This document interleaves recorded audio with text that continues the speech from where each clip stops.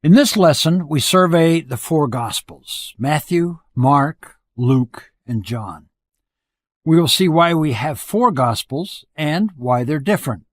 We will also look briefly at each writer, his purpose, and his audience. In Lesson 1, we saw that the New Testament is primarily about Jesus. He is the key figure. In this lesson, we look at the four Gospels, which are the primary source of information we have about Jesus' life and ministry while he was on earth.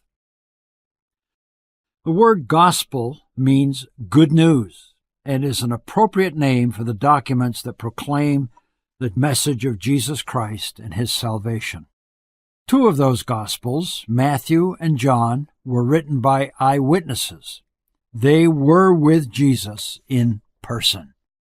In fact, John began his first epistle by writing what we have heard, what we have seen with our eyes, what we have looked at and touched with our hands concerning the word of life was manifested, and we have seen and testify and proclaim. What a magnificent privilege it was. So when we read John's Gospel, we're reading the record of somebody who was there. It's the same with Matthew. He could also claim that he didn't hear Jesus teaching from other people. This was his own recollection of a personal experience with Jesus. Mark's Gospel was probably written by one of Peter's disciples, and so gives us Peter's account of Jesus' life. And Luke tells us that he wrote as a historian. He introduced his Gospel by informing us that, like the eyewitnesses who wrote their account, it seemed fitting for me as well, having investigated everything carefully from the beginning, to write it out for you in consecutive order, most excellent Theophilus. And that's Luke 1, verses 2 through 4. Luke was a researcher. He was not a Jew, so he had no ethnic biases. He was not one of Jesus' disciples, so his version shows us how an outsider saw Jesus. Three of the Gospels, Matthew, Mark, and Luke, are called the Synoptic Gospels. Synoptic means to see together. Although each Gospel presents an accurate record of Jesus, we benefit most when we read them together and integrate their material, because some include details others didn't and provide different perspective on Jesus' teaching and actions. A richer, deeper picture emerges when you read all three. John is not one of the Synoptic Gospels. John's Gospel is more of a theological treatise. John told us his purpose in John 20:31. He wrote, "These things have been written so that you may believe that Jesus is the Christ, the Son of God, and that believing you may have life in his name." He structured his gospel around 7 of Jesus' miracles and used them as evidence to support his claim that Jesus is God's Son.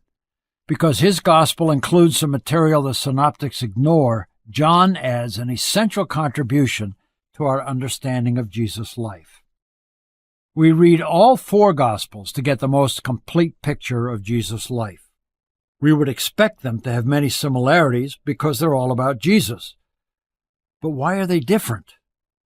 4 documents were written about the same individual, and yet we find different events included and even different descriptions of the same events. For instance, the Sermon on the Mount is recorded in Matthew 5 through 7 and in Luke 6. Matthew's version is much longer. This is only one of the many differences we find as we compare the gospel records. So we ask, why are the 4 Gospels different? First of all, the 4 Gospels were written by 4 different people, and each writer had his own perspective. Suppose you're writing about an automobile accident. If you asked a policeman what happened, he would probably tell you how fast the cars were traveling, about missed traffic lights, and other details about driving conditions. If you then asked the physician what happened, he might tell you that one driver broke his leg and a passenger in the other car fractured her jaw. These 2 people are talking about the same event, but each focused on what was of interest. So you have 4 different writers writing about the same events, but they are still 4 individuals who noticed things that the others didn't or may have seen in a different way.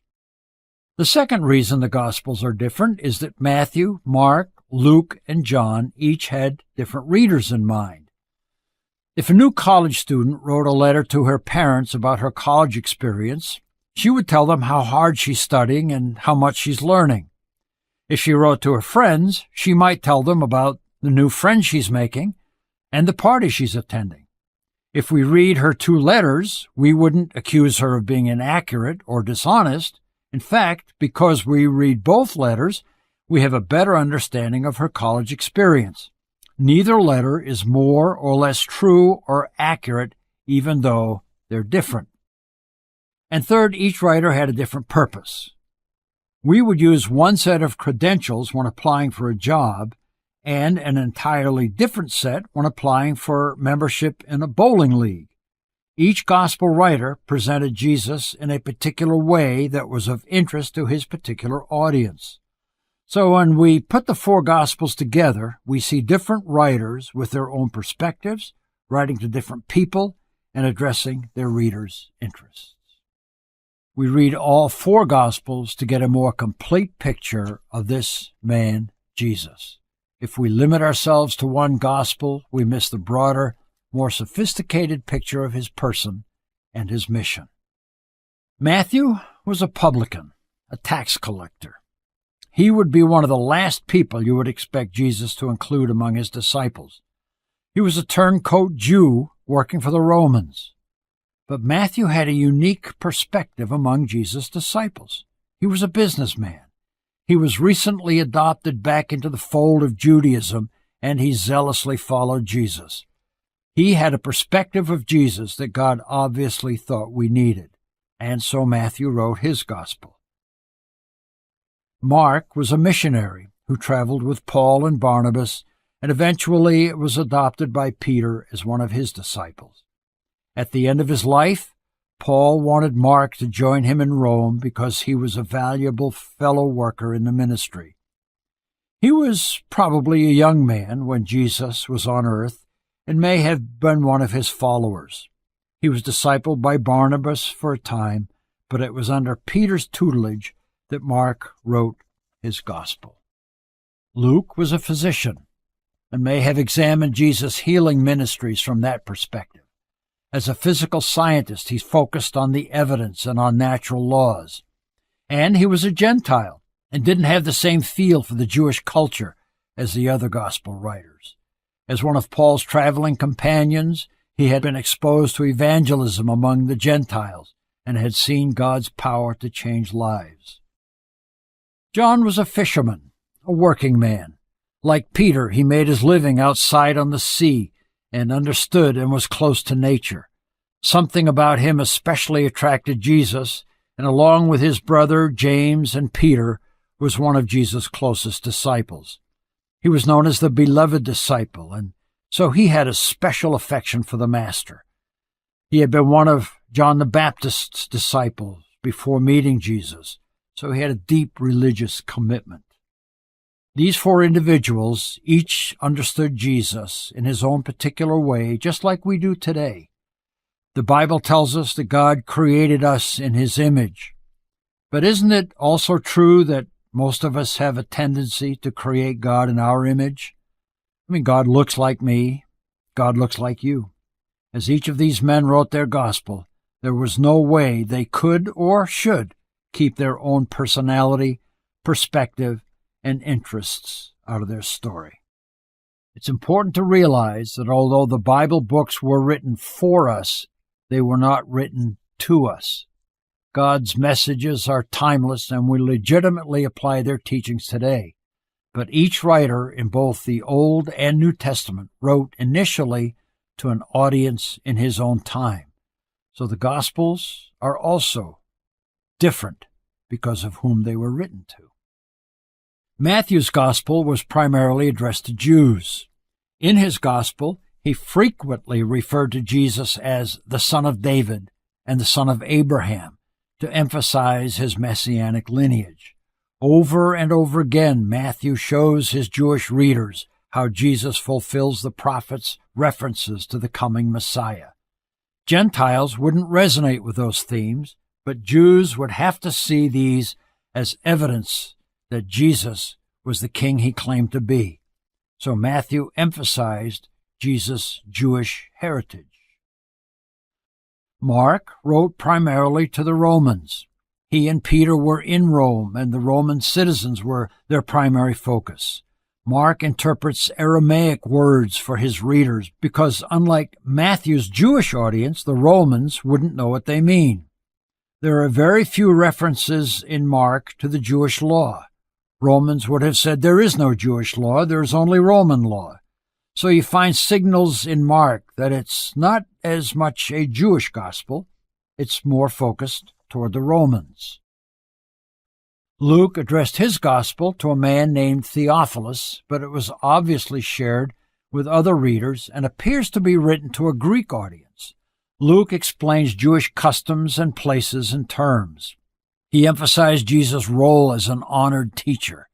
The Greeks held the classic Greek philosophers in high esteem and honored great teachers. More than in any other gospel, we see Jesus as the superb teacher.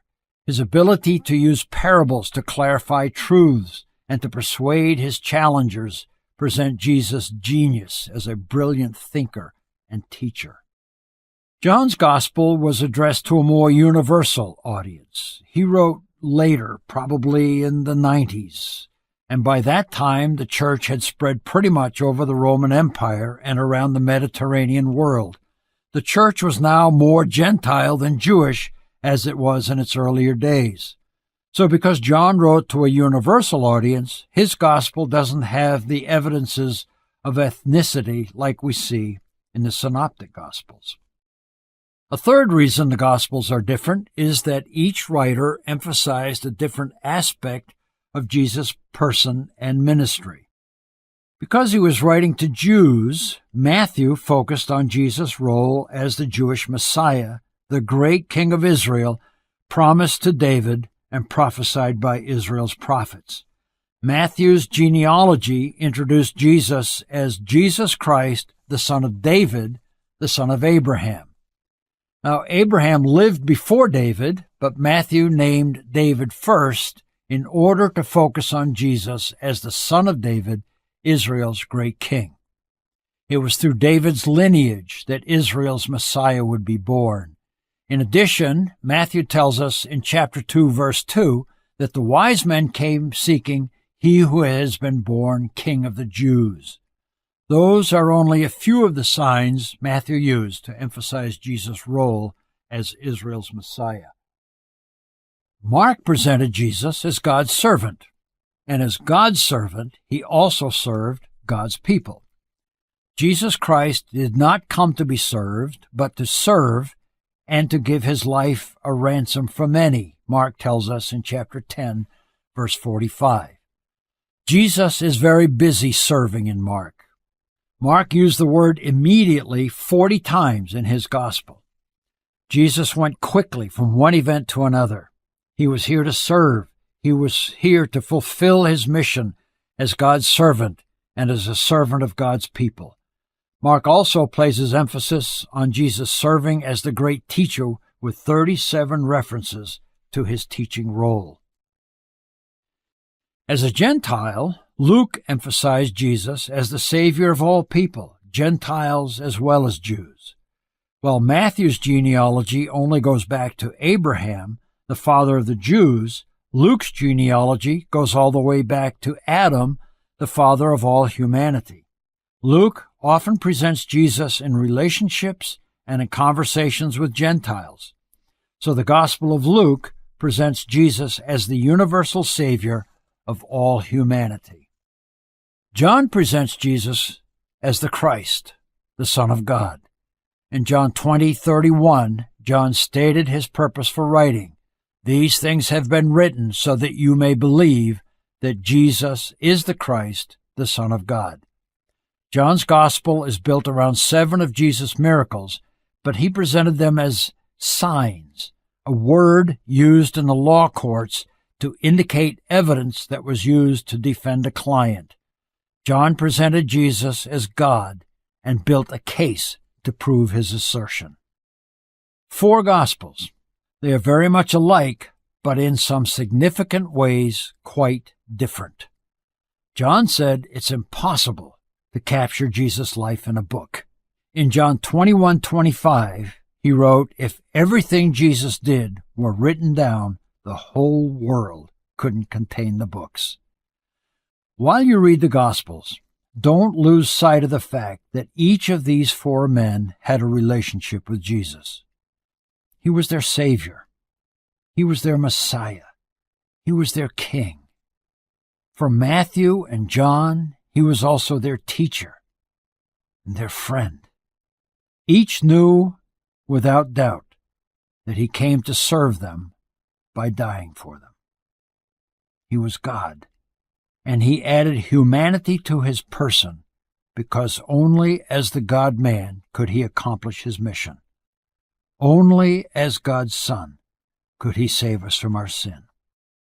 If you have not received him as your Savior, don't read these Gospels without being struck by the fact that God himself came to earth and he died and rose again so that you and I could have a personal relationship with him. Don't miss that.